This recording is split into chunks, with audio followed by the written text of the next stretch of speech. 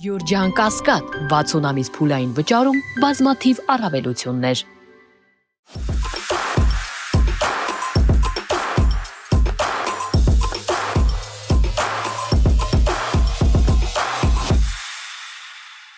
Բարի երեկո, Մեդիահաբի եթերում Մետանոյան է եւ այսօր տաղավարում հյուրընկալել եմ Իրանագետ Վարդան Ոսկանյանին, բարև ձեզ պարոն Ոսկանյան, շնորհակալ եմ հրավերս ընդունելու համար։ Պարոն Ոսկանյան, պարբերաբար ձեր տաղավարներում հյուրընկալվելը շատ ակտուալ է դառնում, քանի որ մեր հարևան երկրում, երբ որ իրավիճակները սրվում են, մենք շատ ավելի մեծ կարիք ենք ունենում փորձագիտական վերլուծության, հասկանալու համար, թե այն վտանգները, որոնք այսօր ծառացած են մեր հարևան պետության ներքին կյանքում եւ նաեւ այն արտաքին սպառնալիքները, որին ականատեսն ենք լինում, անմիջական ենթադրում են, որ ազդեցություններ կարող են ունենալ նաեւ մեր պետության համար, առհասարակ ինչպես է գնահատում, ինչ տեղի ունեցավ այս վերջին դեկտեմբեր ամսին եւ ինչ սպասել այդ ամենից, պարոն Ոսկանյան։ Նախ փորձեմ ներկայացնել, թե ինչ տեղի ունեցավ ընդհանրապես Իրանում։ Մի փոքր բացենք փակագծերը։ Իրանը 40 տարի, մոտ 40 տարի գտնվում է խստագույն պատժամիջոցների ներքո, տնտեսական պատժամիջոցներ, եւ դրանք հատկապես ուժեղանում են Ամերիկայի նախագահ Թրամփի իրականացրած, ասեմ այսպես, առավելագույն ճնշման քաղաքականության հետևանքով, եւ մենք ականատես եղանք, որ այդ ճնշումների հետևանքով իրանական տնտեսությունը լրջագույն խնդիրների բախվեց, հատկապես այդ խնդիրները ակնհայտ դարձան անցյալ տարեվերջին եւ այս տարվա սկզբին, որոնք հանգեցրեցին իրանական շուկայի լճացման, ընդհանուր առմամբ իրանական փողի արժեզրկման, ինֆլյացիայի բարձր մակարդակի տնտեսական մի խոսքով լրջագույն խնդիրներ, որոնք հանգեցրեցին ի վերջո խաղաղ ցույցերի։ Այսինքն իրանական շուկայի ներկայացուցիչները, իսկ շուկան Իրանում շատ կարևոր է, դա ավանդական շուկա է, հազարամյակի պատմություն ունեցող շուկա է եւ շատ կարևոր է, եթե արաբական երկրների պարագայում այսպես կոչված արաբական փողոցն է կարևոր, Իրանի պարագայում իրանական շուկան է կարևոր։ Եվ շուկայում տեղի ունեցան խաղաղ բողոքի գործողություններ, չի վերաբերում դա մի շատ կարևոր հանգամանք կուզենայի շեշտեի, շուկայի ամբողջական հատվածը չանցավ այդպիսի գործողությունների, նրանք, որոնց գործունեությունը կապված է ներկրումների հետ։ Հա, այսինքն կրկին արտաքին գործոնն է, որոնք պետք է արտարժույթ գնան Իրանում եւ ներկրեն որոշակի ապրանքներ, հատկապես էլեկտրոնիկայի առքով-վաճառքով զբաղվող առևտրականների բողոքի ցույցը տեղի ունեցավ, բայց գիտեք, Իրանի շուրջ ստեղծվել է այնպիսի լարված իրավիճակ եւ այնպիսի միջամտություններ են տեղի ունենում, որ այդ խաղաղ բողոքի ցույցերը ի վերջո վերածվեցին նաեւ քաղաքական պահանջներով ցույցերի, նաեւ անկարգությունների, խժդեժությունների կիրառվեց հրազեն այսպես կոչված ցուցարարների կողմից, ինչ եմ ասում այսպես կոչված, որովհետեւ մենք պետք է հստակորեն զանազանենք երկու հատվածներ։ Այո, բողոքի համար օբյեկտիվ գործողություններ իրականացնելու կարիք զգացող մարդիկ կան եւ դրանք խաղաղ ցուցարարներ են եւ կային կարգազանցներ, որոնք տարբեր էլի բազմաշերտ է, տեսեք, զանազան քաղաքական ուժերի հետ, Իրանից դուրս գտնվող քաղաքական ուժերի հետ կապ ունեցող խմբավորումներ կան, զանազան ահաբեկչական խմբավորումներ կան, որոնք ներգրավված են այդ գործընթացում, այսինքն ինքը շատ բազմաշերտ է եւ պետք է այդ բազմաշերտության մեջ ճանաչել տարբեր խմբերի։ Սա է հենց իրանագետի, ասեմ այսպես, աշխատանքի առանձնահատկությունը, տեսեք, սովորական մարդը, որը Իրանը լավ չի ճանաչում, բերեմ շատ պարզ օրինակ, դիցուք դիտում է որևէ բողոքի գործողություն, որը ընթանում է Թեհրանի, ասենք օրինակ Փունակ հրապարակում։ Այդտեղ վառել են, ինչ որ անվադովեր են վառել եւ շուրջ բոլորը պարում են ցուցարարները։ Սովորական հեռուստադիտողը նայում է, իրանցիները բողոքում են։ Իրականում պարից կարելի է հասկանալ, թե որ խմբի հետ գործ ունենք, որովհետեւ պարը քրդական պար է, հետեւաբար գործ ունենք այն քաղաքացիների հետ, որոնք աջակցում են Իրանից դուրս գործող եւ որոշակի, ասեմ այսպես, անջատողական նաեւ նկարտումներ ունեցող քրդական կուսակցությունների, այսինքն մասնագետը իր աչքով կարողանում է դա պարզել։ Ոչ բոլոր դեպքերում է դա հնարավոր անել, բայց դեպքերի զգալի մասում։ Բայց ամեն դեպքում, պարոն Ոսկանյան, քարոզչությունն իր գործն անում է։ Ցույց են տալիս մանավանդ արևմտյան լրատվամիջոցները, որ ահա տեսեք ինչ է կատարվում եւ բոլորովին կարծիքն այլ է լինում, այստեղ իրապես մասնագետի վերլուծությունն է, էլի առանցքայինը դառնում։ Տեսեք, կամ մեկ ուրիշ օրինակ բերեմ, ընդհանրապես այդ խաղաղ առևտրականների ցույցերը երկրորդ շնչառություն ստացան Իրանի արևմուտքում, հատկապես այնպիսի շրջաններում տեղի ունեցած բողոքի գործողությունները, որոնք ունեն ցեղային կառույց։ Լորեստանը, Չարմահալը եւ Բախտիարի նահանգների անուններն են։ Իլամը, հիմնականում ցեղային հանրույթների կողմից բնակեցված տարածքներ են։ Ցեղային հանրույթները շատ տարբեր են մեր իմացած ուրբանիզացված կամ ասեմ այսպես հողագործական համայնքներից։ Գործումը չնայած զգալիորեն քայքայված է ավանդական ցեղային համակարգը, բայց այդ ցեղային համակարգում գործում են որոշակի նվիրապետական հանգամանքներ, կարգեր եւ եթե կոնկրետ հեղինակություն վայելող պայմանական եմ ասում ցեղի պետը կոչ է անում մասնակցել ցույցերի, ապա այդ ցեղի ներկայացուցիչները մասնակցում են այդ ցույցին։ Հետևաբար այս համատեքստում Իրանում ընթացող գործընթացը Փարիզի կենտրոնում ընթացող գործընթացից շատ տարբեր է, Երևանի կենտրոնում ընթացող գործընթացից շատ տարբեր է, որովհետև կրկնեմ գործ ունենք բազմաշերտ գործընթացի հետ, որը ել ավելի է խճովում, ել ավելի է բարդանում, եթե հաշվի առնենք արտաքին դերակատարների միջամտությունը։ Իսրայելը Իրանի ներսում շատ պատկերավոր մենք կարող ենք կոչել այդ Իսրայելի գործակալական ցանցը յուրատեսակ հենակետ, ռազմական հենակետ, որը աշխատում է դրսից հրահանգով եւ անկարգություններ հրահրողների զգալի մասը հավանաբար առնչություն ունեն այդ ցանցի հետ, դատելով իրանական պաշտոնական տեղեկատվությունից, այլ խաղացողներ էլ կան։ Սիստանում եւ Բելուջստանում կրկին ցեղային հանրույթի հետ մենք գործ ունենք,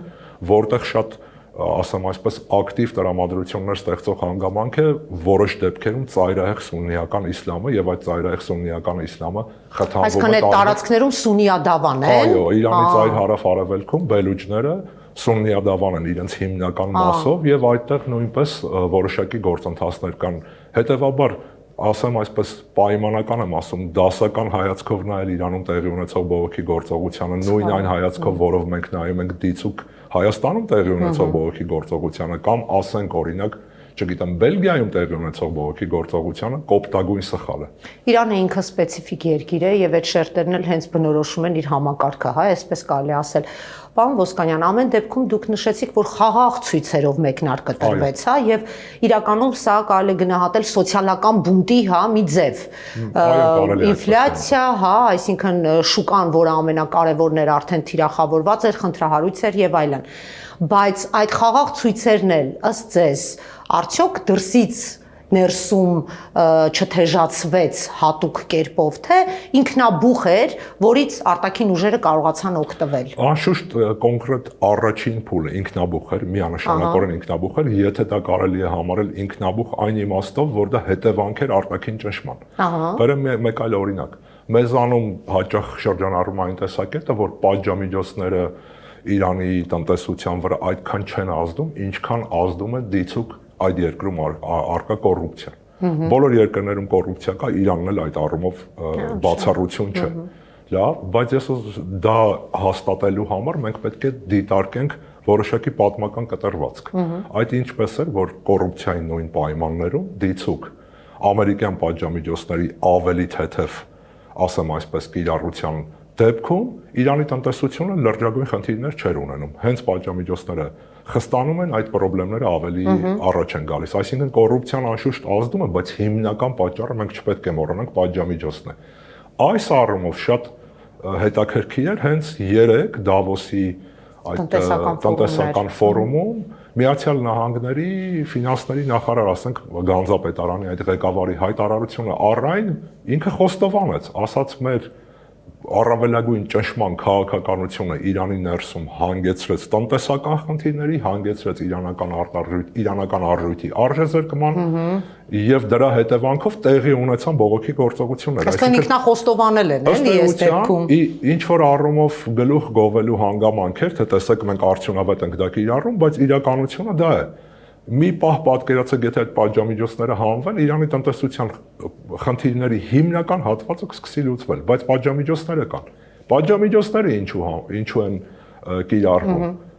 Այսօրվա Միացյալ Նահանգների վարչակարգը մի բան մենք պետք է խոստովանենք, որ շատ անկեղծ է։ Այլևս չի խոսում ժողովրդավարության մասին, մարդու իրավունքների մասին կամ խոսում է շատ ավելի հազվադեպ։ Նախագահ Թրամփը հենց 3 Դավոսում հայտարարում էր. «Գրիլանդիան մեզ պետք է մի կտոր իր բառերով այդ մի կտոր սառույցի կտորը մեզ պետք է մեր անվտանգությունը եւ ձեր անվտանգությունը ապահովելու համար։ Եթե մենք չլինենք, Եվրոպային էր դիմում։ Եթե մենք չլինենք, ապա դուք կորած եք», ասեմ այդ։ Հետևաբար Միացյալ Նահանգների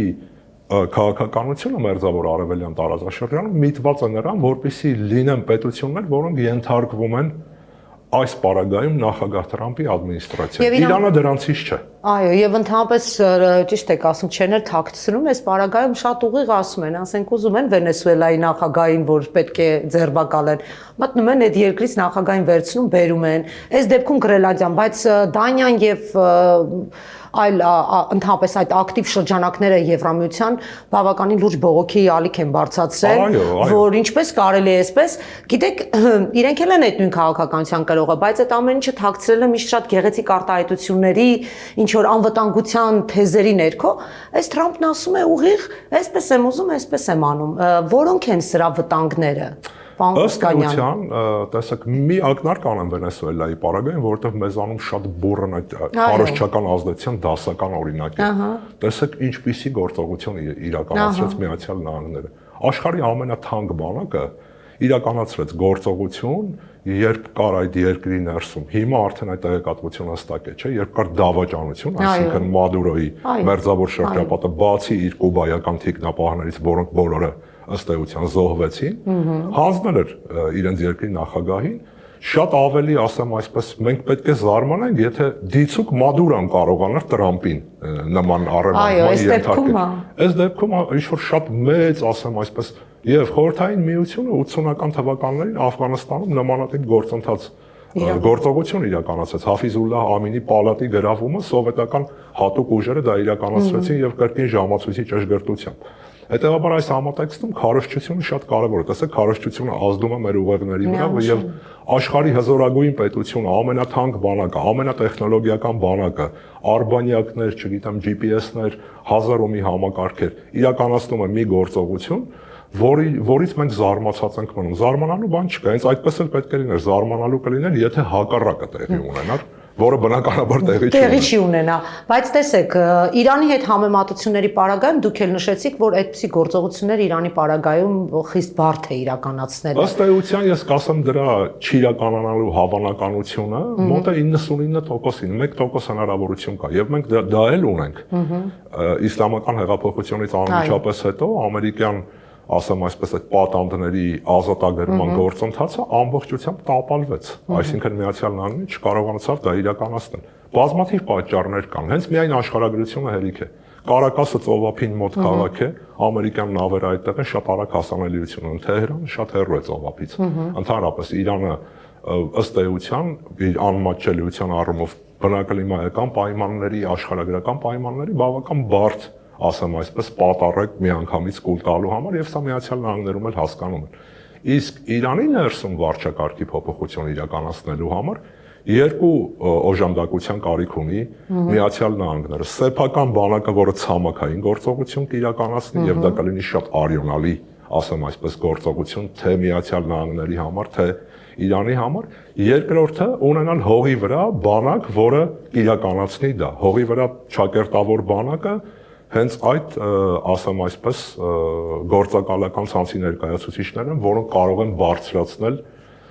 ապստամբություն Իրանի ներսում։ Պարոն Ոսկանյան, ամեն դեպքում մենք ականատես եղանք, որ Իսրայելի կողմից ռմբակոծություններ տեղի ունեցավ, չէ, Իրանի վրա, իհարկե նաև Իրանը իր ուժը ցուցադրեց, հա, դա նախորդ տարվա կեսին էր, օդային տարբերակով չեն կարող, այսպես ասած, ընկճել Իրանին, հնարավոր չէ արդյոք դա։ Տեսեք, օդային հարվածներ հասցնելու ունակություն Միացյալ Նահանգները ունի, Իսրայելն էլ ունի։ Այո։ Օդային հարվածները կարող են հասցվել Իրանին, դա ոչ ոք չի շղթում, իրանական կողմը չի շղթում։ Այլ խնդիրը ինչպեսին կլինի իրանական պատասխանը։ Եվ արդյոք այդ օդային հարվածները կլինեն արդյունավետ թե ոչ արդյունավետ։ Կարող են լինել արդյունավետ ենթակառուցվածքներ խոցելու առումով։ Հիմա մենք չգիտենք էլ իրանական պաշտպանության, հակաօդային պաշտպանության համակարգը զգալիորեն արդիականացվել է եւ թարմացվել է Իսրայելի հետ պատերազմից հետո։ Բայց չնայած քարոզչական ամբողջ, գիտեք, Իսրայելը 12-օրյա պատերազմի ժամանակ նույն վիճակում էր, ինչ այսօր Իրանն է։ Ըստ էության Իսրայելից տեղեկատվության արտահոսքը արգելված էր։ Որևէ մեկը չէր կարող մեկ կադր նկարել եւ սոցիալական ցանցեր տեղադրել, եթե դա աներ, ապա խնդիրներ կունենար հատուկ ծառայությունների հետ։ Հետևաբար կրկին մեր հասարակության մեջ մնաց այն տպավորությունը, թե իսրայելցիները եկան ռմբակոծեցին եւ անպատասխան հեռացան։ Չէ, անպատասխան իսրայելական Իրանը շատ լուրջ հակահարված հասցրեց։ Իսրայելական քննարկումները օրերս Լիբերմանը, գիտեք, Ռուսաստանի հրեա եւ նաեւ Իսրայելում բարձր պաշտոններ զբաղեցրած, հիմա էլ ընդդիմությունը Լիբերմանը խոսում էր Իրանի հարվածների պարագայում իսրայելական կառավարման համակարգի անարդյունավետության մասին։ 50,000 իսրայելի քաղաքացի, մոտ 50,000 կամ 60,000 իսրայելի քաղաքացի անտուն էր մնացել այդ հարվածների հետևանքով։ Պատկերացնում եք 50,000 լուրջ ավերածություններ են տեղի։ Մենք չգիտենք ռազմական ենթակառուցվածքներին ինչպիսի վնաս էր հասցվել, բայց էլի, ինչպես ասում են, սպրդող տեղեկատվությունը թույլ էր տալիս խոսելու Իսրայելի համար կենսական նշանակության Նևաթիմ ավիաբազային հասցված վնասի մասին։ Այսօր ինչու Նեթանյահուն չի ցանկանում, որպեսզի Միացյալ Նահանգները գործողություն իրականացնի առնվազն այս պահին Իրանի դեմ։ Հարվածների վրա է ստանալու իսրայելական փորձագետները, որովհետև նրանք նշում են, որ 12-օրյա պատերազմից հետո իրենք պատրաստ չեն դիմակայելու իրանական հարվածը, պատասխան հարվածը արդյունավետորեն։ Այսինքն ասեմ այսպես, Իրանի հետ պատերազմելը հնարավոր է, բայց այդ պատերազմի գինը պատերազմը սանձազերծողի համար լինելու է չափազանց բարձր։ Ես մոդելավորեմ մեկ այլ սցենար։ Մի պահ պատկերացրեք, երբ ամբողջովին անկյուն մղված Իրանը սկսի, ասենք օրինակ, հարվածներ հասցնել, ասենք օրինակ Պարսից ծոցի արաբական միապետությունների այնպիսի կարևոր քաղաքներ, ինչպիսին դիցուք Դուբայն է։ Պատկերացնում եք իրանական հրթիռը Դուբայում։ Համաշխարհային ինչպիսի խնդիր կառաջանա, տնտեսական տարբեր խնդիրներ, ֆինանսական խնդիրներ։ Այդ ծոցի բոլոր երկրներն իրեն հասանելի են։ Ծոցի երկրները բոլորը 5 երկիրներ հասանելի ուզում են առևտուր անել եւ այդտեղ ապրել։ Հանգիստ ապրել։ Հետևաբար այս պարագայում Մերձավոր Արևելքում շատերին ձեռնտու չէ այս պատերազմը եւ մենք դա տեսանք։ Պարսից ծոցի միապետություններից հատկապես Օմանը եւ Կատարը շատ ակտիվ դիվանագիտական աշխատանք իրականացրեցին երկու կողմերի հետ։ Պարադոքսալ է, բայց փաստ։ Էրդողանական վարչախումբը դեմ է Իրանի դեմ որևէ ռազմական գործողության, ընդ որում տեղի ունեցավ յուրատեսակ տեղաշարժ մեր աշխարհում, դրանք անընդհատ նկատելի են։ Էրդողանը ոչ միայն չդատապարտեց Իրանի իշխանություններին, այլ նաև աջակցեց։ 3 կամ 3 առաջի օրը նա դա ուղղակի կոչեց դավադրություն Իրանի դեմ եւ շատ խիստ արձագանք ի ցույց դրեց, որը նաև մեզ համար ինչ որ առումով ռիսկեր է պարունակում։ Ընդհանրապես այսօրվա աշխարհը ռիսկերով լեցուն աշխարհ է։ Աշխարհի բաժանումը տեղի ունենում խոշոր գերտերությունների կողմից, որևէ կանոն չի գործում է ուժի կանոնը բացառապես։ Ես ուժեղ եմ, սա կարող եմ վերցնել։ Նահանգները ասում են, ես ուժեղ եմ, Գրենլանդիան պետք է վերցնեմ, Ռուսաստանից հնչող արձագանքը գիտեք որն է։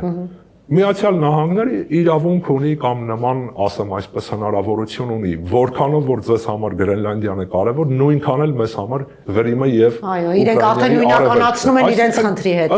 պարզ է։ Տեղի ունենում աշխարհի բաժանում եւ այդ աշխարհի բաժանման ընթացքում որպես կանոն դժում են թույլերը բնականաբար։ Թույլերի հաշվին են ուժերները լրացնում իրենց ռեսուրսները, տարածքային մյուս բոլոր ռեսուրսները։ Հիմա տեսեք, վերադառնալով Հայաստան, ուզում եմ հասկանամ այս խնդիրը ինչ անդրադարձներ կարող է ունենալ մեր երկրի վրա, մեր հարևան երկիրն է եւ նաեւ օրեր առաջ Հայաստանում Իրանի դեսպանը բավականին կոշտ հայտարարությամբ հանդես եկավ, մտավախություններ հայտնելով, ես անկեղծ ասած առհասարակ Իրանի դեսպանի շուրթերից այդպիսի չոր եւ կոշտ գնահատականներ երբևէ չեմ հանդիպել։ Պարոն Ոսկանյան, դուք մասնագետ եք, այդպիսի դեպք եղել է, որ այսպիսի գնահատականներ լինեն։ Հայաստանի մասին դիվանագետը, իրանցի դիվանագետը խոսի Այս նոր դեսպանը բավականին այսպես կտրուկ արտահայտվեց։ Հայաստանը դառնում է հակաիրանական գործունեության կենտրոն, նման ձևակերպում տվեց։ Եվ մտավախություն, որ իսկ կարող է դուք օրերից մի օր աջակցեք այդ ուժերին եւ տարածք տրամադրեք, մեր վրա ճնշում գործադրելու եւ այլն, այսինքն ոչ միայն ենթատեքստով, այլ ուղիղ էր ասել այս ամեն ինչը։ Ինչ է սա իրենից ներկայացնում։ Արդեն մի ռիսկ ցենց ձեր հարցի բովանդակության մեջ կա։ Հայաստանը, քանի որ Իրանի հետ հարևան ցամաքային սահման ունեցող պետություն է, ապա ռիսկ կա, որ ներիրանական քաղաքական պայքարը կարող է իր դրսևորումներ ունենալ նաև Հայաստանի ներսում։ Որևէ պարագայում ներիրանական քաղաքական խնդիրները մեր խնդիրները չեն։ Եվ մենք այդ խնդիրներին չպետք է ուղղակի խառնվենք։ Իրանական ընդդիմությունը ինչ է ուզում, չգիտեմ, Գահանկետ շահի որդին ինչ է ուզում, Իրանի իշխանությունները ինչ հարաբերություններ ունեն այս ուժերի հետ, ինչ են միմյանց մեջ, ասեմ այսպես, քննարկում, ինչպիսի բախումներ են լինում նրանց մեջ, այլ խոսքերով Հայաստանը չպետք է դառնա ներիրանական քաղաքական եւ բոլոր այլ տիպի պայքարների կցորդ կամ հարթակ։ Այդ խնդիրները չպետք է տեղափոխվեն Հայաստանի ներս։ Դա օբյեկտիվ առումով կառավարելը բավական դժվար է, որովհետև ցամաքային սահման կա, Իրանի քաղաքացիները գալիս են Հայաստան, այստեղ բնակվող իրանցիներ Համենայնիվ տնտեսական հարաբերություններ կան, գազ ենք ներկրում, հոսանք ենք տալիս։ Հայաստանը հարաբերություններ պարզելու տեղ չպետք է լինի որևէ կողմի համար։ Թե ներ իրանական խնդիրների, թե դիցուք Միացյալ Նահանգներ, Ռուսաստան հարաբերությունների պարզման, չգիտեմ, այլ խաղացողների հարաբերությունների պարզման, սա ամենամեծ ռիսկը կարող է լինել մեզ համար։ Մենք չպետք է դառնանք հարթակ ուրիշների հակասությունների, այլոց հակասությունների դրսևորման։ Հաջորդ կարևոր ռիսկը, որը առաջանում է Հայաստանի Հանրապետության համար, տեսեք, նախագահ Թրամփը հայտարարեց 25%-անոց մաքսատուրքի ավելացման մասին այն պետությունների, ոչ թե կազմակերպությունների, առևտրական ընկերությունների եւ այլն պետությունների նկատմամբ, որոնք Իրանի հետ իրականացնում են առևտուր։ Հայաստանը զգալի տնտեսական հարաբերություններ ունի Իրանի հետ եւ հետեւաբար դա անդրադառնալու է մեր վրա, եթե կիրառվի։ Առայժմ կարծեք թե նախագահի հրամանագիր չկա, բանավոր հայտարարություն է զուտ եղել, բայց կարող է այսօր էլ լինել։ Դա կարող ենք դիտարկել պետությունների նկատմամբ պատժամիջոցի ինչ-որ ձև, դա պատժամիջոց է։ Պատժամիջոց է, այսինքն եթե դիցուք որևէ հայկական ընկերություն աշխատում է իրանական ընկերության հետ եւ աշխատում է նահանգների ընկերության հետ, ապա այդ ընկերության վրա էր կիրառվում այդ մաքսատուրքը կամ պատժամիջոցը, հիմա ամբողջ պետության վրա։ Եթե Հայաստանից մեկ ընկերություն աշխատում է իրանական ընկերության հետ, հայկական բոլոր ընկերությունները, որոնք պատրաստվում են աշխատել Միացյալ Նահանգների հետ, ընկնելու են դրա տակ։ Այսինքն սա ռիսկ է, որը պետք է կառավարել։ Բայց այլ ռիսկեր էլ կան, Աստված մի արածը, հարվածներ եթե իրականացվի Իրանի նկատմամբ, մենք չգիտենք ինչպիսի հոսքեր կլինեն մարդկային հոսքերի առումով եւ այլն, բազմաթիվ ռիսկեր կան։ Մեր մերձավոր հարևանն է եւ մեր հանդեպ բարեկամաբար տրամադրված պետություն եւ ժողովուրդ, որը ամենակարևորը։ Հիմա ինչ պետք է անի Հայաստանը։ Այո, սա ամենակարևոր լավագույն սցենարը Հայաստանի համար գործել այնպես, ինչպես գործում են, ասենք օրինակ Պարսից ծոցի արաբական միապետություններ, անշուշտ ֆինանսական ռեսուրսների առումով, չգիտեմ, նավթագազային ռեսուրսների առումով մենք անհամեմատելի ենք, բայց դառնալ միջնորդական հարթակ Միացյալ Նահանգներ Իրան հարաբերությունների համար։ Իրանը եւ Միացյալ Նահանգները միմյանց հետ խոսում են։ Երբեմն խոսում են ուղղակի խողովակով, երբեմն խոսում են անուղղակի խողովակներով։ Այդ խողովակներից մեկը պետք է դարձնել առնվազն Հայաստանը։ Սա մեզ հնարավորություն կտա ոչ միայն մանևրել, այլև երկու կողմերից էլ ստանալ, ասեմ այսպես, բարեհաճ վերաբերմունք մեր պետության հանդեպ եւ սա զգալիորեն կբարելավի Հայաստանի ոչ միայն ռիսկերը կառավարելու հնարավորությունը, այլ նաեւ ընդհանրապես մեր աշխարհաքաղաքական քաշը կշիռի այս տարածաշրջանում։ Ասենք օրինակ, եթե դիցուք առայժմ որևէ նախանշան չկա, Իրանը եւ Միացյալ Նահանգները պատրաստվում են բանակցել միմյանց հետ, ինչու այդ բանակցությունները չկազմակերպել Երևանում։ Սա շատ բարդ խնդիր է։ Սա հսկայական աշխատանք պահանջող խնդիր է, բայց ով է ասել, որ Հայաստանի պես եւ այս խառը տարածաշրջանում պետության կառավարումը պետք է լինի շատ հեշտ գործ։ Այն էլ է խնդրահարույց փուլում։ Այս գործը շատ բարդ է, բայց եթե դու իրականացնում ես դա հաջողությամբ, դա պատվաբեր է։ Դու ապահովում ես պետության, այլ անընդհատ խոսում են, չէ, անվտանգության մասին, թուղթ ստորագրեցինք անվտանգությունը։ Իրական անվտանգությունը կապահովես, եթե ունենաս նման մեխանիզմներ եւ դառնաս նման հարաբերությունների համար հարթակ, այլ ոչ թե հակասությունների եւ բախումների համար։ Ես հիշեցի, պարոն Ոսկանյան, որ հենց Հայաստանն է, որ հյուպատոսական ծառայություններ է մատուցում, Հայաստանի ամերիկյան դեսպանատունն է, որ հյուպատոսական ծառայություններ է մատուցում Իրանի քաղաքացիների համար, չէ՞, այսինքն իրենք այնտեղ չունեն այդ դեսպանությունը եւ Հայաստանն է, հա։ Գալիս են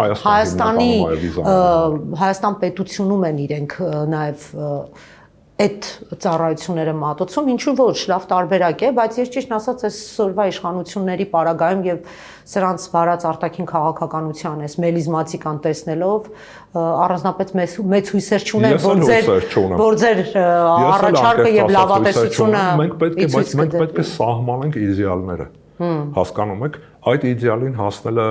շատ դժվար է լինելու, միգուցե ամբողջովին այդ իդեալը կյանքի կոչելը անհնարին է լինելու գոնե մեկ սերնդի համար կամ ասենք օրինակ մեկ կառավարման շրջանի համար, բայց իդեալները պետք է նախանշված լինեն։ Հակառակ դեպքում մեզ պարտադրելու են հակա իդեալները։ Հա։ Տեսեք, պատվիրանները նշված են, գանք կրոնական տիրույթ։ Լավ, սահմանված են այդ պատվիրանները, դու պետք է ձգտես դա պահպանել, բայց եթե դա չսահմանված չլինի, հակապատվիրանները կարող են փաթաթել քո վզին, ինչի հիմա փորձում են անել։ Պարոն Ոսկանյան, 40 տարի եւ ավել էմբարգոյի տակ է Իրանը, պատժամիջոցների տակ է Իրանը, բայց մեր ժողովուրդն էլ միշտ հետաքրքիր տեսակետ է արտահայտում, ասում է, տեսեք 40 տարի է այդ սահմանափակումների մեջ է, բայց կարողանում է ապրել եւ ինքնաբավ է։ Ամեն դեպքում ինչ որ մի պահի կարող է թելը կտրվել։ Այ ինչ եք պատկերացնում։ Կլինի այդպիսի բան, որ Իրանը իսկապես ընկրկի սոցիալական, տնտեսական, ֆինանսական այդ պատժամիջոցների արդյունքում եւ ստացվի այն, ինչ արտաքին ուժերը ցանկանում են տեսնել Իրանում։ Տեսեք, երկու մոտեցում կա ընդհանրապես պետությունների կառավարման, ճիշտ նշեցիք, Իրանը շատ հարցերում ինքնաբավ պետություն է, ես հաճախ եմ բերում այս օրինակը, պատկերավոր ասած, պտուտակից մինչև մարտագլխիկ հրթիռ արտադրող պետություն, այդպիսի պետությունները շատ քիչ են աշխարհում, միգուցե մատների վրա հաշված, դա կարողանում է անել, բայց տնտեսական խնդիրները մեր փորձն է դա ցույց տալիս եւ ատելության մթնոլորտը կարող են հանգեցնել շատ ծանր հետևանքների։ Երբ տեղի ունենում պարբերաբար ատելության քարոզ, երբ կան տնտեսական խնդիրներ, այդ տնտեսական խնդիրները օբյեկտիվ են, մարդիկ զգում են իրենց մաշկի վրա այդ խնդիրը, բայց դա սկսվում է շահարկվել, այդ խնդիրներին լուծումներ չեն տրվում, ռիսկերը բազմապատկվում են։ Հետևաբար ներկայիս իրանական իշխանությունների համար կարծում եմ տնտեսությունը պետք է դառնա նույնքան կարևոր ոլորտ, որքան հրթիռաշինությունը։ Որովհետև Խորհրդային Միության օրինակն էլ է, չէ՞, լավագույն օրինակներից մեկը, չէ՞, հսկայական ռազմական մեքենա ունեցող, հզորագույն ռազմական մեքենա ունեցող պետություն, միջուկային զենք ունեցող պետություն, միջուկային գերտերություն, բայց որտեղ, ասեմ այսպես, տնտեսական խնդիրներ կային, այդ տնտեսությունը չէր դիմանում, կողքից էլ գնում էր քարոզչություն, այսպես կոչված փափուկ մեթոդներով պետության քանդման մեխանիզմ։ Իսկ Իրանի պարագայում պետությունը հսկա պետություն է, 1.600.000 քառակուսի կիլոմետրից ավել տարածք, պատկերացնում եք, հսկայական տարածք է։ Մոտ 90 միլիոն բնակչություն, հիմա 92 միլիոնի մասին են արդեն խոսում։ Դա պաշտոնական թիվ չէ, բայց խոսում են, որ այդքան բնակչություն։ Բազմաթիվ էթնիկական, կրոնական եւ այլ բազմազանություն, տարածքային առանձնահատկություններ, բարդ կառուցված պետական համակարգի բարդ կառուցված խորքային պետության արկայություն եւ այլն, Իրանում ամենևին պարզ երկրներից չեն։ Նույնիսկ հաճախ այսպիսի մի հետաքրքիր անեկդոտիկ վիճակ կա, որևէ մեկը չգիտի քանի հատուկ ծառայություն կա Միացյալ Նահանգներում եւ քանի հատուկ ծառայություն կա Իրանում, ինչ որ տարօրինակ տարբեր թվեր են, տարբեր անվանումներ են եւ այլն, այսինքն բարդ կառուցվածք ունեցող պետություն է, որի կառավարումը բարդ է, բայց մի շատ կարևոր հանգամանք պետք է արձանագրենք։ Իրանի համար այսպիսի իրավիճակները, երբ դու ունես ներքին զանազան խնդիրներ, երբ դու ունես քո սահմանների երկայնքով մեկ անկայունություն, բոլորովին արտառոց երևույթ չէ, եթե մենք դիտարկում ենք այս պետության հազարամյակների պատմությունը։ Պատմության դիտանկյունից եթե նայում ենք, սովորական մի հերթական խնդիր է։ Իրանի ներսում միշտ եղել են խռովություններ, Իրանի շուրջ բոլորը միշտ եղել է անկայունություն եւ մի այլ առանձնահատկություն պետք է նկատի ունենալ, անկախ իշխանություններից, ինչ իշխանություն էլ Իրանում լինի, այդ իշխանությունը վարելու է մեկ քաղաքականություն։ Իրանը պետք է լինի առնվազն տարածաշրջանային գերտերություն։ Այս հարցում իրանցիների մոտ որևէ կոնֆլիկտ չկա։ Ընդ որում տարբեր քաղաքական ուժեր միմյանց քննադատելով, միմյանց հանդեպ նույնիսկ թշնամանք դրսևորելով ավելի ռադիկալ գերտերության ծրագիր են առաջ բերում։ Այսինքն խնդիրը ոչ թե նրա մասին է, որ Իրանը դարձնենք շարքային պետություն, չգիտեմ եւ այլն, լավ ապրենք եւ այլն, լավ ապրելու խոսույթը կա այդ։ Լավ ապրելու խոսույթը, որը երբեմն քայքայի չէ լինում, չէ՞։ Հիշում եք Արցախը կտանք լավ կապրենք, հիմա լավ են ապրում Արցախը, որ հանձնվել։ Ես չեմ կարծում իրանցիները այդպիսի մոտեցումներ ունեն։ Հասարակությունները գրեթե նույնանման կառուցվածք ունեն, հասարակությունների մեջ կա եւ դա բնական է, դա նորմալ է, բոլոր հասարակությունները այդպիսի կառուցվածք ունեն։ Կարող են ունենալ, պարոն Ոսկանյան, բայց այստեղ շատ կարևոր պետականակենտրոնության խնդիրը։ Ես կարծում եմ, որ իրանցիների մոտ մեր նախնական զրույցում էլ ասացի, չէ, անկախության օր չունի այս երկիրը։ Այսինքն ինքը միշտ կայսերապաշտական եւ կայսերական մոտեցումներ ունեցել, նվաճողական, այո։ Եվ կարծում եմ, որ գենետիկորեն էլ այդ ժողովրդի մեջ ամեն դեպքում այդ փաստը կա եւ դա միշտ ինչ որ պահի անպայման իր արձագանքը ունենում է, էլի։ Օրինակ մեր մոտ այդ խնդիրը կա, մեր ազգային ինքնության մեջ կա։ Մենք մի քիչ խեղճ ենք, մենք պետության գինը չհասկացող ենք։ Այդ տարբերությունները պարսիկների եւ մեր միջև ես կարծում եմ էական է, էլի։ Բայց մի կարևոր առանձնահատկություն էլ մենք ունենք, որը շատ հետաքրքիր առանձնահատկություն է, հաճախ մեզանում չի շեշտվում այդ հանգամանքը։ Հայերը ըստ էության մի վայրում որոշակի քանակ, ասեմ այսպես, ապահովելու պարագայում ստեղծում են կամ պետություն կամ կվազի պետություն։ Այսօրվա Հոլիվուդը հայկական կվազի պետություն է, եթե մենք փորձենք գիտական ասեմ այսպես, որովհետև գլենդելը, այո, Հոլիվուդը, էլի հայերը շատ են, բայց գլենդելը ավելի արտառոց, ասեմ այսպես, օրինակ է այս առումով, ոստիկանությունը հայ է, քաղաքի կառավարումը հայերի ձեռքում է, տնտեսությունը հայերի ձեռքում է, դա անշուշտ կվազի պետություն եմ ասում, պատկերավոր եմ ասում։ Կիլիկյան Հայաստանի օրինակը չէ, ըստ էության Հայաստանի հայկական բարձրավանդակի տարածքից դուրս հայերի որոշակի կուտակում եւ հայկական պետության ստեղծում, այսինքն դա էլ կա, դա այդ առանձնահատկությունն էլ կա, մեր մելիքությունների պատմությունը, չէ, ըստ էության պետականության տարբեր ձևեր շարունակվել են, բայց անշուշտ իրանական փորձը ոչ միայն պետականության փորձը, այլ նաեւ կայսրության փորձը։ Դա եմ ասում, էլի կայսերապաշտական շատ կարճ է տևել, Տիգրան Մեծի ժամանակահատված եւ վերջ։ Իրանական կայսերական փորձերը առնվազն մի քանի փորձ կա Աքեմենյանների կայսրությունը, ամենահզոր կայսրությունը, համաշխարհային գերտերությունը այդ ժամանակահատվածում, Սասանյանների կայսրությունը, Պարթևական կայսրությունը, Սեֆյանների կայսրությունը, Իրանի պատմությունը ավելի շատ կայսրության պատմություն է, քան ոչ կայսրություն։ Պարոն Ոսկանյան, ուզում եմ անդրադառնանք այսօրվա խնդիրներին, իշխանությունը այսպես մեծ ողջավորությամբ TRIP ծրագրի շնորհանդեսը արեց, այսպես ասած ճակերտներում անցած շաբաթ եւ արտգործնախարար Արադ Միրզոյանը հրապարակեց իր էջում կետերով եւ այլն, որ TRIP-ը մեր այսպես ասած դարի ծրագիրն է, ամենախոշոր ձեռքբերումն է եւ այլն։ Ես ուզում եմ այս TRIP-ի շրջանակում իրանական արձագանքներից խոսենք եւ Իրանի անմիջական մասնակցությունը, ազդեցությունը ինչպիսին է լինելու այս TRIP-ում։ Ատասակ իրանական դիրքորոշումը շատ հստակ է։ Իրանցիները տարբեր ձևակերպումներով ըստ էության դեմ են ամերիկյան ներկայության Հայաստանի Հանրապետության տարածքում։ Այդ ծրագիրը իդեպ իմիջայլոց ասեմ, ամենևին ես արժանապատվության շատ մեծ դրսևորում չեմ համարում, երբ տարածքը, որը պահպանվել է եւ հայկական է մնացել Գարեգին Նեժդեի շնորհիվ, այդ տարածքի գոնե մի հատվածը կամ մի ճանապարհը կոչվում է Միացյալ Նահանգների նախագահի անունով։ Խոսքը Միացյալ Նահանգների նախագահի Գիտեք, այդտեղ մի հատ ժեստ են արել, որը չասենք Զանգեզուրի միջանցք։ Իրանի հոգևոր առաջնորդի անունով էլ չի կարելի այդ ճանապարհը կոչել։ Չի կարելի կոչել Միացյալ Նահանգների նախագահի, որևէ այլ երկրի, Ռուսաստանի նախագահի, չգիտեմ, Թուրքմենստանի, Չինաստանի, թե որի երկրի։ Եվ դա թող չներկայացնեմ որպես շատ արժանապատիվ ձեռքբերում։ Լավ, ինչ վերաբերում է բուն խնդրին, ձեր հարցին, ապա անշուշտ իրանական կողմը ամերիկյան ներկայությունից անհանգստացած է։ Երկու կարևոր, ասեմ այսպես, առանց կա Իրանի քաղաքականության համատեքստում այս խնդրի վերաբերյալ։ Առաջինը որևէ պարագայում դա չպետք է լինի հայկական վերահսկողությունից դուրս տարածք, կամ այլ խոսքերով չպետք է լինի ադրբեջանա-թուրքական վերահսկողության տակ գտնվող տարածք, եւ որևէ պարագայում այդտեղ չպետք է լինի Միացյալ Նահանգների ներկայություն անվտանգային մակարդակով, թեկուզ սահմանապահի մակարդակով, թեկուզ մաքսավորի մակարդակով։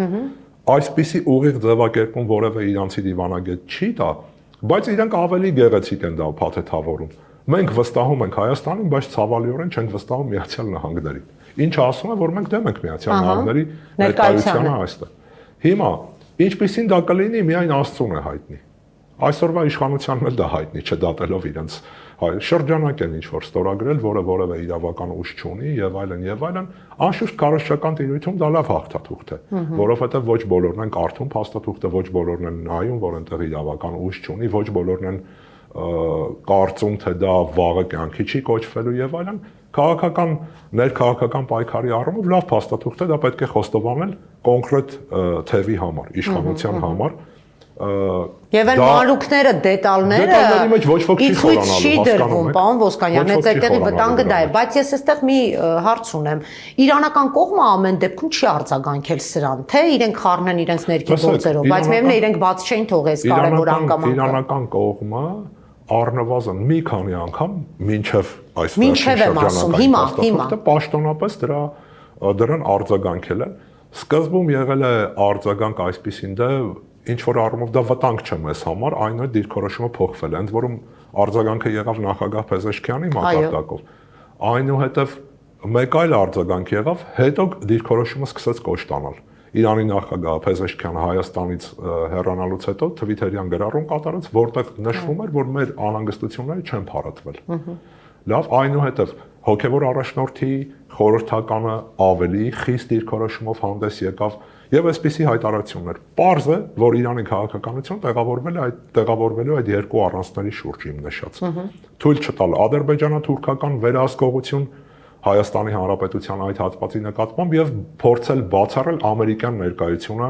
այդ հատվածում։ Մնացյալ բոլոր տարբերակները Իրանի համար այս պահին ընկալելի են, ընդունելի են։ Ինչպես դա կարող է իրականացնել Իրանը, ինչ գործիքակազմ ունի, դա բոլորովին այլ խնդիր է։ Անշուշտ ունի գործիքակազմ։ Հիմա այդ ամերիկյան քաղաքականության համատեքստում Իրանի թիվ 1 խնդիրը ոչ միայն հիմա մշտապես եղել է դա, բայց որևէ մեկը չի կարող պնդել թիվ 2 խնդիրը, ասենք օրինակ այդ նույն TRIP ծրագիրը չէ կամ թիվ 2 խնդիրը որևէ այլ հարց չէ, որը վերաբերում է Հարավային Կովկասին։ Իրանցիներն էլ են սխալներ թույլ տվել, կոպտագույն սխալներ են թույլ տվել։ Որոնք են դրանք, պարոն Ոսկանյան։ Մասնավորապես իրանական քաղաքական համակարգում մի թեւ կար, որը համարում էր, որ Արցախյան խնդրի այս չակերտավոր լուծումը, ինչ լուծումը, ասենք օրինակ ենթադրենք բերեմ շատ հասկանալի օրինակի։ Աստված մի արած է, ինչ որ մարդու աչքը ցավում է, գնում ես բժշկի, բժիշկը աչքը հանում է այդ մարդու, դա լուծում է խնդրի։ Անշուշտ ցավ չկա։ Իրենք տարածքային ամբողջականությունը Ադրբեջանի ճանաչում էին, Արցախի խնդիրը, որ ասում են լուծվել է Արցախը, ինչպես է լուծվել։ Արցախը հանձնել են Ադրբեջանի, լուծվել է խնդիրը, այսինքն աչքը հանել են, խնդիրը վերացել է։ Ռայսին էլ դրա մասին հայտարարեց, չէ՞, պարոն Ոսկանյան, որ Ադրբեջանի ամբողջականությունը իրենք ճանաչում են եւ Հայաստանից ասում են Ադրբեջանի ամբողջականությունը ճանաչում են, դրանից հետո Իրանը ավելի կաթոլիկ պետք է լինի։ Չէ, բայց միջև սրանց ճանաչելն էին ասում նրանք արդեն։ Իրանցիները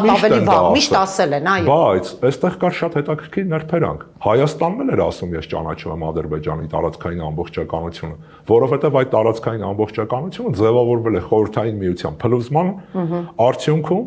եւ այդ փլուզման ժամանակ Արցախը անկախացել է նույն այն իրավական մեխանիզմով, ինչով որ անկախացել է Բայց մեր ներբերանգը այլ է եղել, մենք մինուս Արցախ ենք ճանաչել։ Այո։ Դա բոլորովին այլ բան է։ Հիմա հակառակ պատկերն է։ Պլյուս Արցախում են սրանք ցնծությունը եւ որևէ մեկը խոսում է Հայաստանի տարածքային ամբողջը։ Մեր համար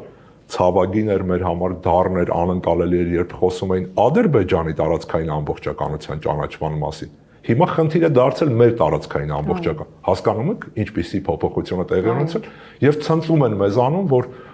10 անգամ շեշտում են ինքնիշխանության բառը։ Կներեք էլի, եթե խնդիր չկա, ինչու եք այդքան շեշտում այդ բառը։ Մի անգամ գրեք ինքնիշխանություն, վերջացրեք։ Կամ այդ ամբողջ փաստաթուղթը ես էլի պատկերավոր ներկայացնեմ։ Ընդհանրապես կարող է լինել մի երկու նախադասություն։ Հայաստանը բացում է բոլոր ճանապարհները, Ադրբեջանը բացում է բոլոր ճանապարհները միմյանց ինքնիշխանության, չգիտեմ, Բայց դա դրա մասին չէ, մենք գոնե գիտենք, պարոն Ոսկանյան։ Երեք ազգային ժողովի ամբիոնից այդ ձեր ասած ինքնիշխանության բառի գնահատականը տվեց նույն Արարատ Միրզոյանը, արտգործնախարար, եւ ասաց, եթե դուք ուշադիր այդ փաստաթուղթը կարդացել եք, խնդրում եմ հաշվեք, թե քանի անգամ է այդ թղթում արձանագրվել ինքնիշխանություն բառը։ Եվ իրենց ԿՊ-ից մեկն էլ դահլիճից գոռում էր 25 անգամ, թե 27 անգամ, ասում էր՝ «Վայ, ապրեք դուք, որ հաշվել եք»։ Ապրեք, որ հաշվել եք, ահա, տեսեք, կան մարդիկ, որ հաշվել են, այսինքն ձեր ասածը զուր ասած բան չէ, էլի, մարդիկ իրապես այդ բառի վրա շեշտադրում են դրել, քանի որ բառը շատ ենք օգտագործում, ինքնիշխանությունը դրանով ամրանում է, բայց հալվա ասելով բերանը չի քաղցրանում, հին արևելյան ասացված կա եւ հաջորդը Աստված մի արածը, առողջություն բառը դու սկսում ես կիրառել այն ժամանակ, երբ խնդիրս ունենում առողջության հետ։ Հետևաբար բառի եզրույթի հաճախադեպ կիրառությունը ինքնին ցույց է տալիս, որ խնդիր կա եւ մեր համար գաղտնիք էլ չէ։ Տեսեք, մի պահ գոնե մենք մեր ներքին խոսույթում այն խնդիրները շատ տրամաբանական բան եմ փորձում ներկայացնել։ Մեր ներքին խնդիրները ես այս մարդուն չեմ սիրում, ես այս մարդուն ատում եմ, ես սրա քաղաքականությանը դեմ եմ եւ այլն, պետք է դնենք մի կողմ։ Հայաստանի Հանրապետության տարածքի նկատմամբ թշնամին հավակնություն ունի։ Սա պետք է արձանագրենք, եթե դա նույնիսկ իմ քաղաքական կուրսի տապալումն է, ես պետք է ասեմ, սիրելիներս, այսպիսի մեծ խնդրեմ ունեն։ Իմ տապալումն է, չգիտեմ, քո տապալումն է, մյուսի տապալումն է, բայց այդ խնդիրը մենք պետք է լուծենք։ Այլ ոչ թե փորձենք դա գեղեցիկ փաթեթավորել, ինչպես ասում են, շփոթեցնող տարբեր ձևակերպումներ ներկայացնենք եւ այլն եւ այլն։ Հիմա շատ པարզ հարց չէ, ամենապարզ հարցերից մեկը նույն ռեժիմով որևէ մեկը կարող է գնալ Ադրբեջան, Հայաստանի քաղաքացի։ Ես երբևիցե չեմ պատրաստվում դա անել որևէ ռեժիմի պարագայում, բայց դիցուկ ինչ որ մեկը կարող է գնալ, པարզ է որ չի գնա։ Իլհամ Ալիևը լկտի արտահայտություն, չէ՞, նման լկտի արտահայտություն չի կարելի ընդհանրապես հանդուրժել, չէ՞։ Որևէ մեկի երեսը չպետք է տեսնեն, հայի երես չպետք է տեսնեն։ Ինչ արտահայտ, ինչ լկտիություն է։ Շատ կներեք, ամենևին նույնիսկ եթե դու հաղթել ես այդ պատերազմում, նման լկտիություն մենք էլ ենք չէ պատերազմ հաղթել, որևէ մեկը նման լկտի հայտարարություններ արել է։ Պարոն Ոսկանյան, մենք անցնում ենք նվաստացումների մի հսկայական ճանապարհ եւ դրա անունն է խաղաղություն, ցավոք սրտի ճակերտավոր խաղաղություն եւ մեր թշնամի պետությունը, հարևան պետությունը պարբերաբար է այդպիսի գնահատականներ տալիս եւ ամենավերջին ձևով ստորացնում մեր ազգային ինքնությունը, վիրավորում, անպատվում, ել չեմ ասում առաջին դեմքերի մակարդակով, որևէ մեկը չի պատասխանում, դրա դուք տեսնում եք։ Խաղաղությունը շատ լավ բան է։ Հիմար պետք է լինես, որ խաղաղությունը լավ բան չհամարես, չէ՞։ Նորմալ, եթե մարդը հոգեկան առողջության հետ խնդիրներ չունի, ինքը ձգտում է խաղաղություն։ Խաղաղությունը բնականon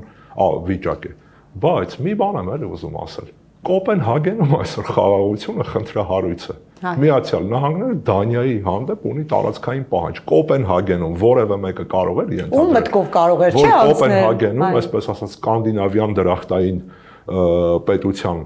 համար նման խնդիր կարող է։ Երեք բոլորը ուրախանում են, երբ Տրամպը Դավոսում հայտարարում է, ես չեմ պատրաստվում զինված գործողությամբ դա իրականացնել, բայց միևնույն է դա պետք է ինձ նվիրել։ Ուզում ասի խելոք բերեք տվեք։ Այսինքն Կոպենհագենում նույնիսկ այս խաղաղության խնդիրը չկա, չգիտեմ, Վարշավայում այս խաղաղության խնդիրը չկա, եւ այլն եւ այլն։ Դա բնականon վիճակ է, բայց նույն պատմությունն է։ Եթե դու ուզում ես իրական խաղ, դու պետք է լինես այնպիսին, որ քո այդ պատերազմը շատ թանկ գին ունենա։ Հասկանում եք, եթե Ադրբեջանը, որոնը որ Ադրբեջանը հասկացավ, որ Հայաստանի հետ ուժի լեզվով խոսել է եւ առավել եւս ուժ կիրառել է իր համար թանկագույն գինը ապահովելու, այսինքն սասանվելու է իր իշխանությունը, խնդիր է ունենալու, չի կարողանալու այսպես կոչված բլիցկրիգ իրականացնել կամ ուղղակի սպառնալեքի լեզվով Հայաստանից տարածք կորզել, դա վերանալու է։ Այդ ժամանակ կարող է իրական խաղաղության հույս արթնանալ, չնայած ես դրան էլ չեմ հավատում,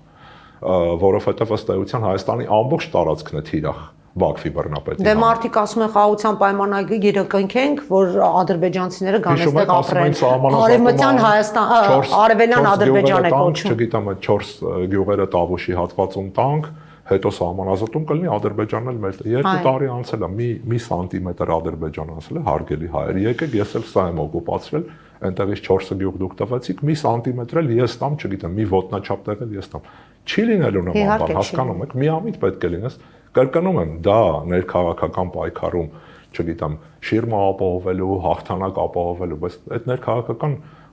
հաղթանակը պետք է ի վերջո միտված լինի նրան, որ աթոռիդ համար տեղ ունենաս։ Մի աթոռի տեղ պետք է մնա գոնե Հայաստանում, չէ՞։ Եթե այսպես գնաց, այդ մի աթոռի տեղը խնդրահարույց է լինելու։ Բազգեններ չէ ասում Սարգսյանը։ Այո, հայտնի խոսքը, շատ հողը պահեք, որ ձեր աթոռի համար տեղ հողի վրա։ Հիմա ասենք այդ նույն ճամփորդությունները, նայեք պատը, իրանցի պատը եւ այլն, իսկ մինչեւ այդ պատին հասնելը հաճելի է, երբ որ դու բարձրանում ես այդ բարձունքը, դիմացդ սկսում է ծածանվել թշնամու լաթը, դրոշ չեմ ուզում կոչել ադրբեջանական լաթը։ Պարոն Ոսկանյան, գնում ենք խաղաղության եւ այս նվաստացումների ճանապարհով ադրբեջանական լաթի պատկերներով պետք է անպայման լինի։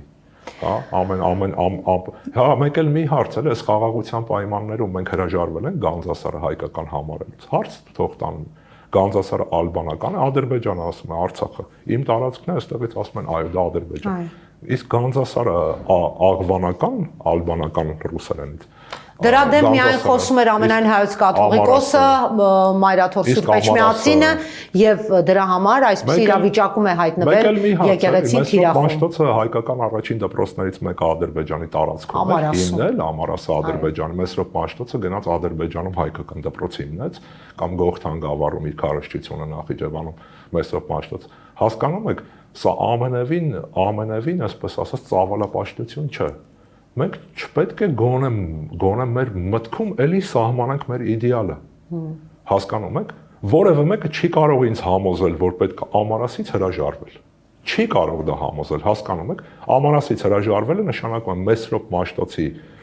գործունեության մի հատվածից հրաժարվել։ Այսօր հպարտանում են, չէ՞։ Մեզ ասում են դուք պատմական հայրենիքով եք ապրում, պարոն Ոսկանյան, մեզ ասում են դուք պատմական հայրենիքով եք ապրում, դուք իրական Հայաստանում ապրեք։ Դա այլևս պատմական է։ Պատմական հայրենիքում են ապրում Եվրոպայում։ Հենց Եվրոպայում պատմական հայրենիք, բոլորին թվում է թե Եվրոպայում դա վերացել է, չէ՞։ Հունգարական խոսույթը նայեք, Հունգարիան, որը Եվրոպայի ամենահզոր պետությունը չէ, չէ՞։ Հունգարիայում խոսույթը նայեք, այսօր այդ որ պատմական հայրենիք չկա, թող Ֆրանսիան եւ Գերմանիան հիմա էլ մի որոշ ժամանակ Ստրասբուրգը տան Գերմանիային, էլի։ Ինչ ա եղել որ։ Չէ՞։ Այսպեսի բան չկա, հասկանում եք, այդ ամբողջ սին խոսույթներ են, որոնք չեն դիմանում որևէ քննադատության, համեմատական քննադատության եւ այլն։ Բա որ պատմական հայրենիք չկա։ Բաքվի բռնապետը ամեն օր Աստծո օրը ինչպես ասում են ժողովրդական լեզվով։ Իր պատմական հայրենիքից է խոսում։ Խոսում է պատմական ադրբեջանցիների պատմական հայրենիքից, որ ընդհանրապես Հայաստան-ադրբեջանցիների պատմական հայրենիք երբևիցե չի եղել։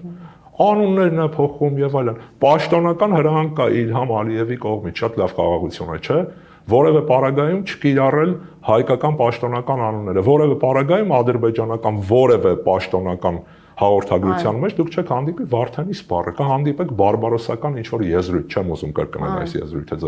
ձերի եթերում։ Որևէ տեղ դուք չեք հանդիպի, որևէ տեղ չեք հանդիպի Սիսիան անվանումը, կհանդիպեք բարբարոսական անվանումը։ Եվ պաշտոնական մակարդակով պետական մակարդակով է այս քարոզչությունը։ Իր բերանից հնչած խոսույթ է սա, քարվաճառում է հնչեցրել դա։ Հիմա այստեղ գնացինք մենք Ազար Թաջի հետ խոսեցինք, չգիտեմ կամ սրան ասացինք Ազար Թաջից դա հանեն։ Ազար Թաջը քանի գլխան է, որ մի հատ նախագահ եկե, որ անունն է լավ չենք հիշում, շնորհակալություններ էր հայտնում Ալիևին։ Տեսա՞ք եք։ Մեկ էլ շատ կարևոր բան ասացիք, տեսեք։ Ես հասկանում եմ, որ պետք է ստեղծել տպավորություն, թե մենք արդեն եղբայրական ազգեր ենք, էլի։ Այդ եղբայրական ազգերն էլ լսել ենք, չէ՞, խորհրդային տարիներին լսել ենք, բայց ես այն մարդկանց եմ Երևանում բնակված այն մարդկանց եմ, որ հիշում եմ, թե ինչպես ապրիլի 24-ին ադրբեջանական դպրոցները չէին բացվում Երևանում, չէին գալիս դասի իրենք։ Լավ, այսինքն այդ խորհրդային եղբայրության, ինտերնացիոնալիզմի քողով ծածկված ամբողջ հանգամանքը միանգամից պայթեց, երբ որ դրա հնարավորությունը եղավ։ Հիմա անընդհատ հղում եք տալիս շնորհակալություն եք ասում, շատ կներեք էլի։ Վահագն Խաչատրյաններ երեք շնորհակալություն հայտնում Ալիևին, տեսա՞ք։ Դա եմ ասում։ Ինչի համար։ Ինչը ես կարծում եմ, որ Բաքվի բռնապետը իր անուն ազգանունը չգիտի էլ։ Դե մենք չգիտենք, պարոն Ոսկանյան, ուր մնաց Բաքվի բռնապետը։ Շնորհակալություններ հայտնում ինչի համար, որ մինչև այսօր Բաքվի բանտում մեր գերիները շարունակում են մնալ եւ այս երջանիկ փոխհարաբերությունների մեջ չակերտավոր որևէ մեկը օրակարգում այդ հարցը չի պահում։ Այո, մենք 4 գերիների վերադարձ ունեցանք, որը շատ ուրախալի եւ ողջունելի է, բայց ես ակնկալում եմ մեր Արցախի նախագահների վերադարձը, ռազմաքաղաքական բոլորի անխտիր բոլորի։ Այո, առաջնորդների վերադարձը, բոլորի նաեւ այնտեղ ունենք բազում սովորական մեր հասարակ քաղաքացիներ։ Ուր են այդ տղաները։ Ուր են։ Երկրորդը շատ կարևոր հանգամանք Տիկին Առաքելյան։ Տեսեք, Իլհամ Ալիևը ինչ է ասում։ Ինքը, չգիտեմ, մի քանի հազար տոննա բենզինը դրոշակ է դարձրել։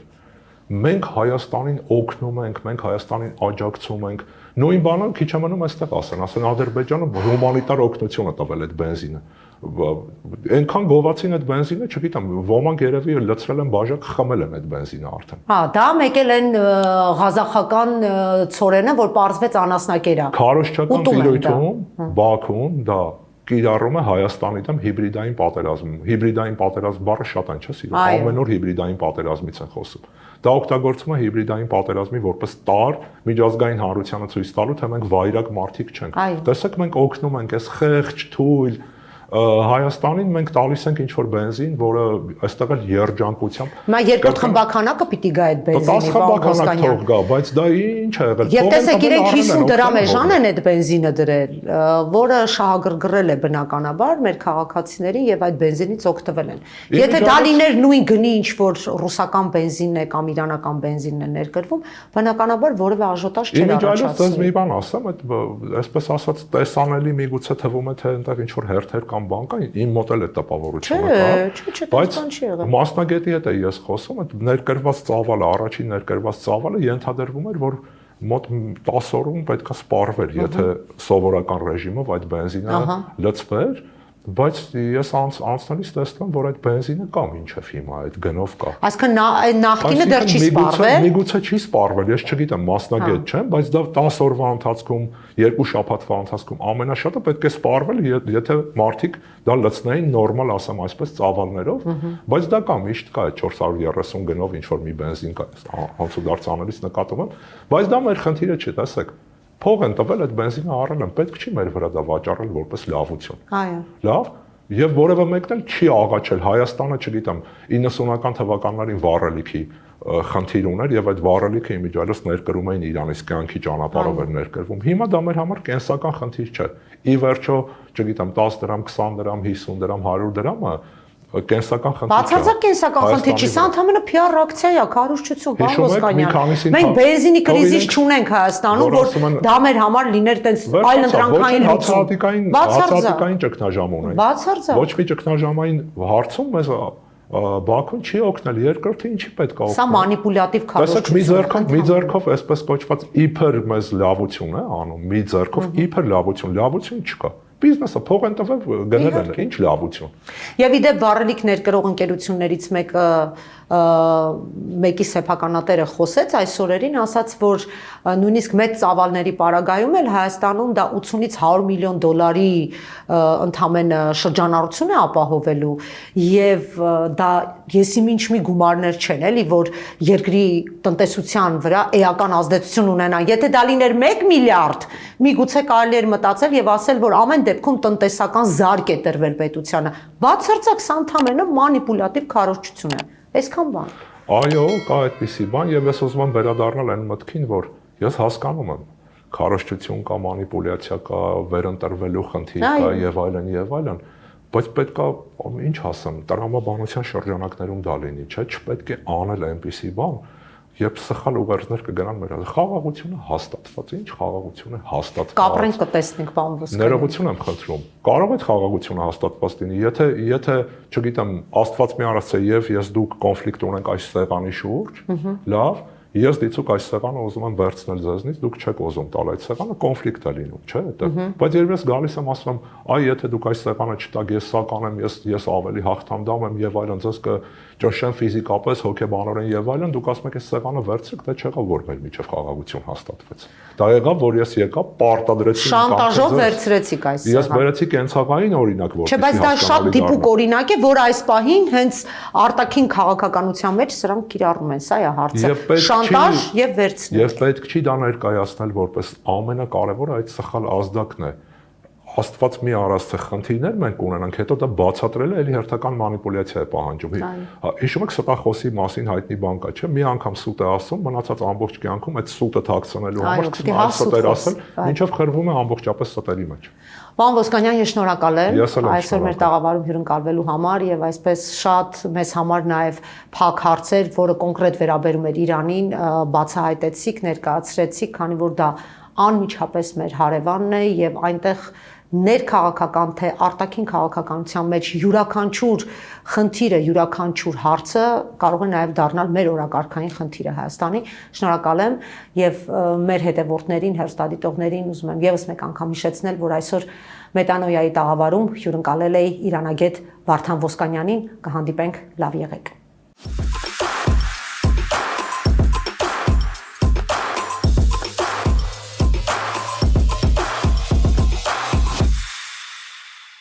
Գյուրջան Կասկադ 60 ամիս փուլային վճարում բազմաթիվ առավելություններ։